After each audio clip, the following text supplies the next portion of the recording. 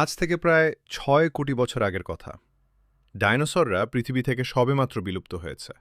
পৃথিবী তখন এক নতুন রূপ নিচ্ছে।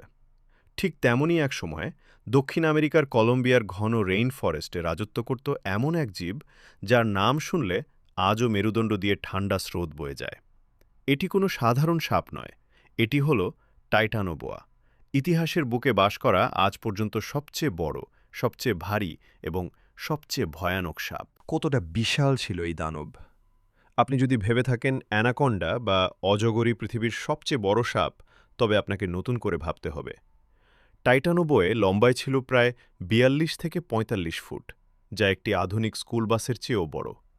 এর ওজন ছিল প্রায় ১,১০০ কেজি বা ১.১ টন, অর্থাৎ একটি প্রাপ্তবয়স্ক হাতির ওজনের প্রায় ১/৪।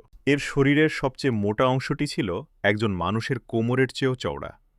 টাইটানোবোয়া যদি আজ বেঁচে থাকত, তবে সে খুব সহজেই একটা আস্ত মানুষকে চিবিয়ে না, একগ্রাসে গিলে খেয়ে ফেলতে পারত। কিভাবে শিকার করত টাইটানোবোয়া? টাইটানোবোয়ার কোনো বিষ ছিল না, বিষের প্রয়োজনও ছিল না। এর শিকার করার পদ্ধতি ছিল অ্যানাকোন্ডার মতো। এটি তার শিকারকে পেঁচিয়ে ধরত এবং প্রতি স্কয়ার ইঞ্চিতে প্রায় ৪০০ পাউন্ড চাপ প্রয়োগ করত।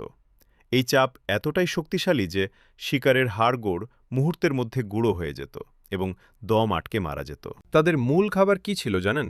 সেই সময়ের বিশাল আকৃতির কচ্ছপ এবং বড় বড় প্রাগৈতিহাসিক কুমির।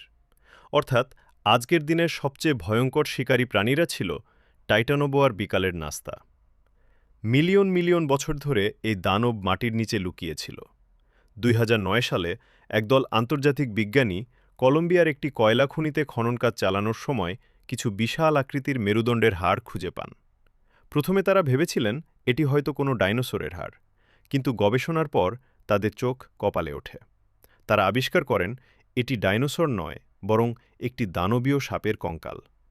আর এভাবেই পৃথিবীর সামনে আসে টাইটানোবোয়া। কেন তারা বিলুপ্ত হয়ে গেল?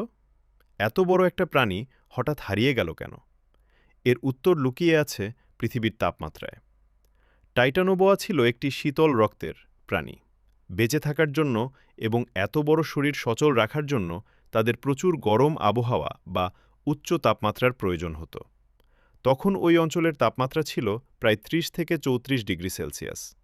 কিন্তু সময়ের সাথে সাথে পৃথিবীর জলবায়ু পরিবর্তন হয় এবং তাপমাত্রা কমতে শুরু করে। আর এই ঠান্ডা আবহাওয়া সহ্য করতে না পেরে একসময় পৃথিবী থেকে চিরতরে হারিয়ে যায় এই দানবীয় সাপ। প্রকৃতি সত্যিই অদ্ভুত। ডাইনোসরদের বিলুপ্তির পর এই টাইটানোবোয়াই ছিল পৃথিবীর অন্যতম প্রধান শাসক। আজ তারা নেই, কিন্তু তাদের জীবাশ্ম আমাদের মনে করিয়ে দেয় এই পৃথিবী একসময় কতটা রহস্যময় এবং বিপজ্জনক ছিল। আপনার কি মনে হয়, টাইটানোবোয়া যদি আজ বেঁচে থাকত, তবে মানুষের অবস্থা কেমন হতো? কমেন্ট করে আমাদের জানান।